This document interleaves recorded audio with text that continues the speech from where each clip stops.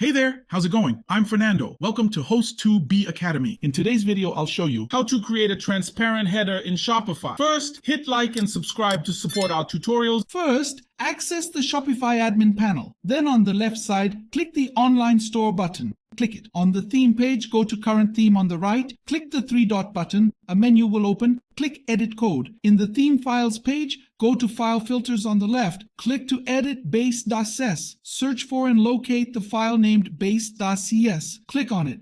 This opens the file script containing all the visual code for our Shopify store. Now, scroll down to the bottom of the page. At the last line, click and press Enter twice to create a space. Return to the middle where we'll add our new code. Now we'll access host2b.net. The link's in the description. You'll find the transparent header code there. Click the copy button to grab the code. Copy the code, go back to Shopify and paste it in the blank line we left. After pasting, click Save on the right. Now you can check your site for the changes. When you visit your store, you'll see the header is now transparent as desired. As you scroll, the header follows unless you've set it as fixed in Shopify theme settings. If this helped, please subscribe to Host2B Academy and like to support our tutorials. See you in another video. Bye.